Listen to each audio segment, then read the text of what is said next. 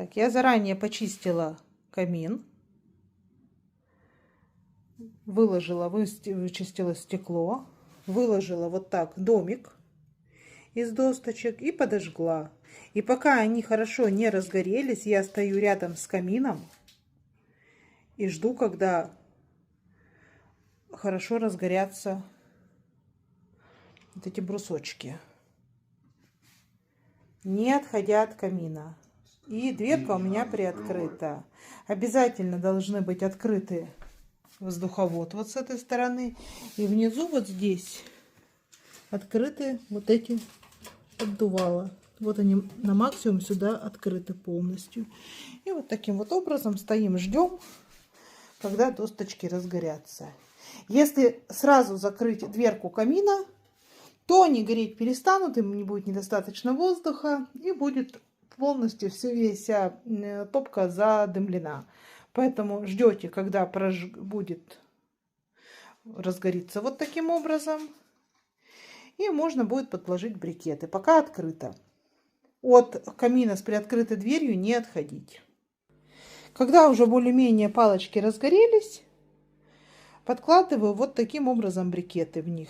И также топка камина по-прежнему остается немного приоткрытой. Только закроете топку камина, сразу все задымится. Стоите, не отходите. Немножко подкладываете. Если нужно, можно еще немножко поджечь и сами брикеты, также с помощью газовой горелки. Топка камина по-прежнему приоткрыта. И вот таким образом. То есть у меня не идеально, конечно, потому что должны они посильнее разгореться. Вот, топка приоткрыта. Но, в общем-то, ничего и не дымит пока. Надеюсь, что дымить и не будет.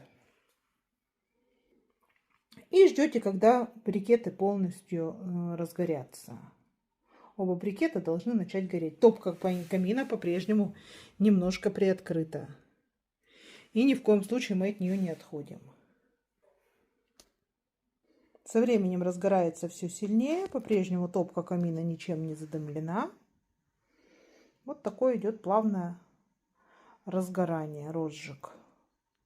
После того, как брикеты немного разгорелись, я выкладываю дрова. Дрова я взяла в коридоре. Сухие они там у нас. Таким образом их выложила и жду, когда уже разгорятся дрова. Топка камина по-прежнему остается немного приоткрытой. Чуть-чуть, небольшая щелка. Скорее, она даже уже закрыта, но не на ручку.